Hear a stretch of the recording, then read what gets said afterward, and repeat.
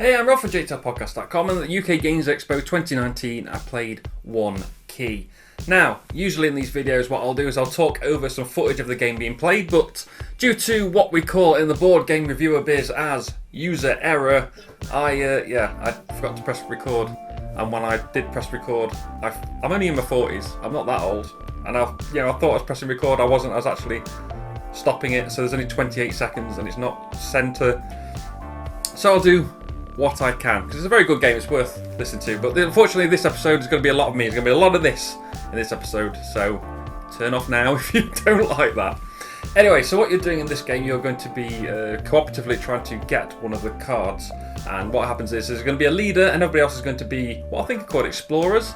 I can't remember, I'll check that in a bit, I'll put it there actually, what they're called. And they're going to pick one card, they're going to put it in an app. Now the app's not necessary, it just helps because it's got a bit of a timer and stuff for future rounds. And what they're going to do, each of the cards have got a number on the back, you just put the number of the card that they've selected as their card.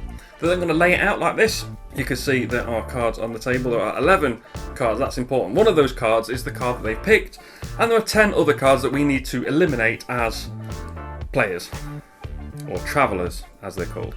And in the first round, the leader will draw a card off the top of the deck of remaining cards, and they'll put it above one of these three symbols. So you've got the green plus key on the left, the orange meh whatever key in the middle, and the right nope negative key on the red one on the end.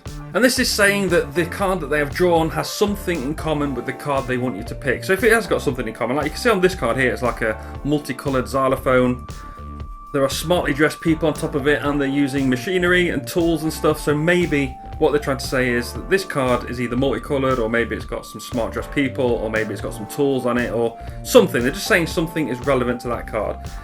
And then the travellers need to work together to eliminate one of those 11 cards, reducing the number to 10 in the first round. So they'll have a look at the clue they've got. They've only got this one clue so far, and from that they should be able to hopefully eliminate one card that isn't the card that the traveller has picked.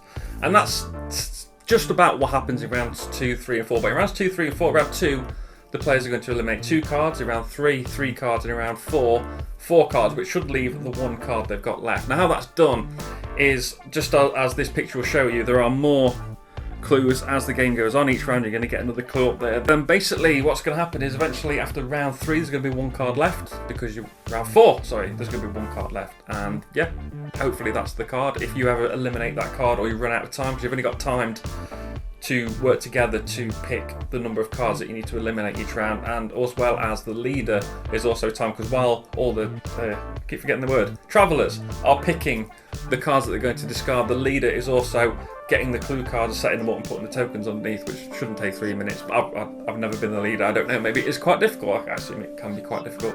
And hopefully you've not eliminated the card, and it's the one that's left. And the app, if you're using the app, this is why one of the reasons the app's good, is that the app will then show the number and will say, this is the card.